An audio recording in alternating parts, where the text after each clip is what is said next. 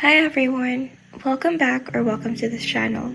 This is Rosa Mobono and we're here to try and spread spiritual light to mundane and practical things in everyday living. This is another video of reading Reddit stories. Let's just dive right into it. Our first story comes from r/AmItheA.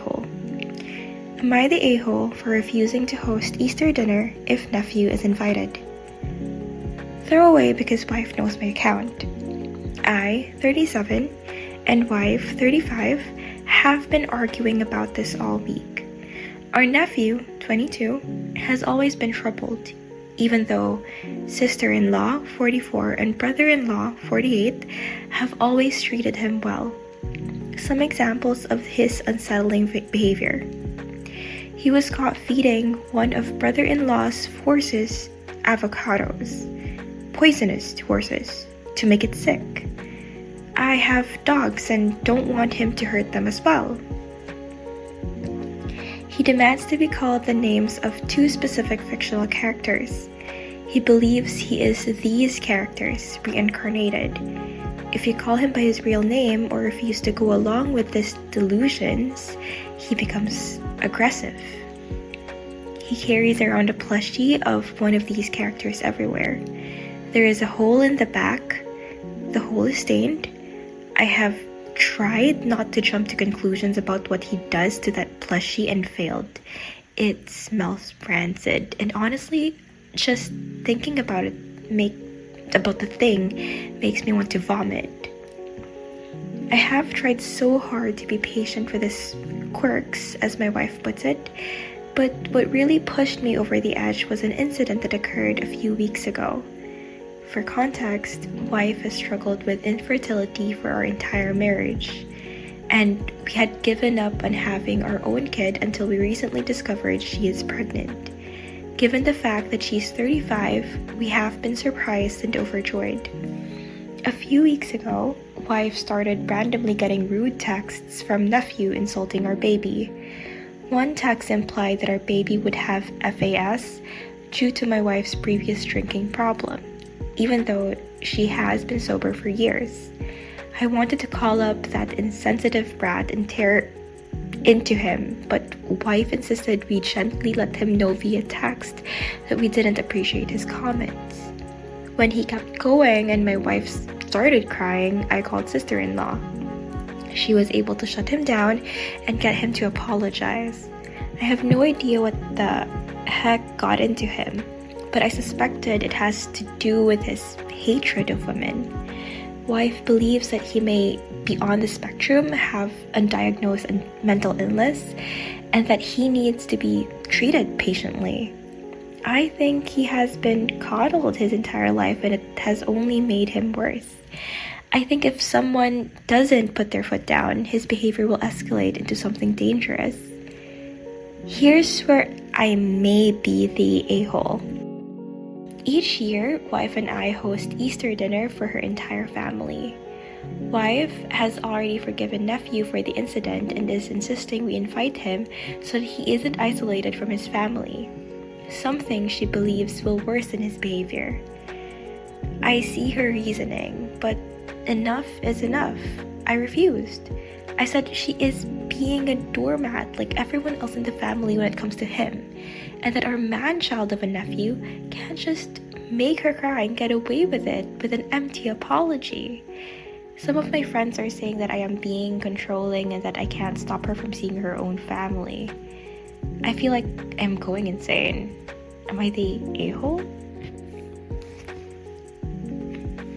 Let me read the top comment before I give my take on this. With 437 upvotes, the top comment reads, "Not the a-hole. And honestly, I wouldn't want him around my wife if I were in your shoes. He sounds a bit dangerous, the horses for example, and abusive. He needs help, and his parents need to step up and realize that he needs serious intervention and attention. You setting this boundary might be the exact thing they need to actually do something about him. Yes, it will be hard, and yes, it might cause a family rift, but you could preface it with, we love him and care for him, but don't want him around us until he's getting help. Stand firm. This is about protecting your wife, and tell her so, and your sanity too. The comment under this says, piggybacking off this to add, I wouldn't want him anywhere near the child. OP, you need to tell your wife right now she's deluding herself to think she is being smart or safe about this. Nephew has a history of aggression and deliberately trying to hurt things just for fun. Is that someone you would want around a pregnant woman? A helpless infant? This young man needs help, and he needs it yesterday. If her family wants to turn a blind eye, so be it. But if she willingly puts her child in harm's way and to placate him, she is already, I'm sorry, failing as a parent. Possible mental health and neurodivergence are not an excuse for this kind of unhinged behavior. They're only an explanation, if that even is a reason. It sounds like there's never been any testing. What I think not the a-hole. Honestly, from a Catholic perspective, hospitality is definitely a virtue. But that doesn't mean someone has to open their home to every situation no matter what. A home is supposed to be a place of peace and safety. It's not meant to be somewhere where people are bracing for threats, aggression, or a meltdown waiting to happen. And this is where prudence comes in. In Catholic teaching, charity and prudence are supposed to go together. Being kind doesn't mean ignoring obvious warning signs or putting people in situations that could turn harmful. Another thing that's worth mentioning is patience.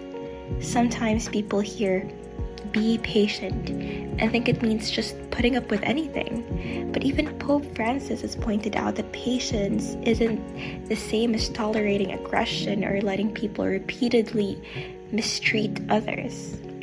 Patience is more about staying steady in difficult situations, not pretending destructive behavior is fine. So if OP already knows this person has a pattern of threatening or aggressive behavior, it actually makes sense not to host them in OP's home. That's not unchristian. If anything, it's protecting the people who live there and refusing to normalize something that's clearly unhealthy. Forgiveness is still part of the picture, of course. But forgiveness doesn't automatically mean immediate reconciliation or unlimited access. In Christian thought, those two are different things. Someone can forgive internally and still keep boundaries until there's real change and accountability. So OP, caring about family unity doesn't automatically mean hosting Easter dinner if the situation is likely to blow up. Saying, not in my house, isn't being cruel, it's being realistic. A more balanced approach might look like keeping family contact in safer ways, like meeting neutral places, gathering like in small groups, or making exceptions really clear beforehand. And if this person is around family events, there probably need to be firm boundaries, like no threats, no aggression, no abusive language, and a plan for what happens if things do escalate. At the end of the day, the church talks a lot about peace, but it also talks about truth. Peace built on pretending nothing is wrong usually doesn't last very long. So based on what OP described, refusing to host Easter dinner because the situation could become unsafe honestly seems pretty reasonable. Wanting to include someone can come from a good place, but inclusion still has to work alongside safety and boundaries. Otherwise, everyone else ends up paying the price for one person's behavior.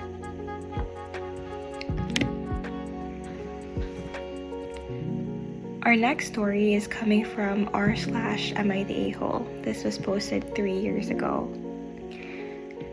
Am I the a-hole for not wanting to go home for Easter? Long story short, I live an hour and 45 from my parents' house. I'm 25, been living on my own since I was 18. I was just home last weekend and explained I wouldn't be home for Easter and that I'd be back in a couple of weeks. My parents kind of blew up on me in text saying how I've changed and think I don't want to spend time with them. In reality, I work Wednesday to Saturday, waking up at 3 a.m. I just want my own space this weekend, especially since I was home last week. Sunday was supposed to be my recovery day. I could sleep in a bit, go to church, and relax. Is it wrong that I don't want to go home? I figured it's just Easter, not necessarily like Thanksgiving or Christmas, where I'd expect them to be thoroughly offended for not coming home. Top comment says, "Not the a-hole. You are an adult and you have the right to spend your free time in any way you choose. It is not even as if you have abandoned them. You have just chosen to be unavailable at a time they would have liked you to be with them. Well, it is a human condition. We don't always get what we want. We just have to live with that. Sometimes it's hard for parents to cut the apron strings. Nevertheless, it has to be done sometime." Another says, "Not the a-hole. I moved 3 hours away from my parents 5 years ago and they gave me hell for the first 2 years for missing holidays. I work, I go to school, I have a home to maintain and a husband to spend time with. Just respectfully establish the boundary and say you can't make it and be firm. There's nothing wrong with prioritizing yourself." What I think? Not the a-hole. Honestly, OP wanting their own space for Easter doesn't sound unreasonable at all. From a Catholic perspective, this actually feels like a pretty normal exercise of prudence, not some kind of failure to be a good son or daughter. One thing that sometimes gets overlooked is that once someone is an adult, their relationship with parents shifts a bit. It moves from obedience to respect. The church still says honoring parents matters, but that doesn't mean an adult child has to show up to every single family gathering, no matter what's going on in their life. There's room to make decisions about time, energy, and boundaries. And the rest part of OP's story really stood out. The church actually takes rest pretty seriously. Human life is supposed to have a rhythm of work and rest, and Sunday especially is meant to be a day to step back, go to mass, and recharge a little. Wanting a day to sleep, reset, and breathe after a heavy work schedule isn't laziness, it's just being realistic about human limits. This is kind of where prudence comes in. Prudence is basically the virtue of figuring out what the right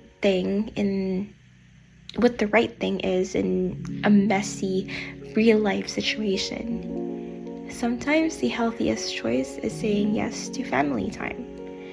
Other times, it might be recognizing that showing up exhausted, stressed, and burnt out isn't actually helping anyone.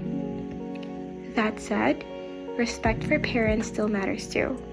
So even when someone sets a boundary, the way it's done makes a difference. Communicating clearly, not being dismissive, and maybe suggesting another time to visit can go a long way. Something like, "I love you guys, I'm just really wiped this week and need the day to rest, but I'd love to come by next weekend," keeps the relationship intact. Where it would start to look different is if OP were skipping purely out of spite or trying to punish their parents. But that doesn't really seem to be what's going on here. It sounds more like someone who's tired, stretched thin, and trying to take care of their schedule and their mental health. So overall, this doesn't read like OP rejecting their family. It reads like someone trying to balance work, rest, and family in a realistic way, and doing it in a very respectful way. And from a Catholic point of view, that's actually a pretty reasonable and healthy use of boundaries. I think that's all the stories we have for today. Some of them do have updates, so I will be putting the links in the description below. And yeah, I think that's it for today, and I hope to see you again soon.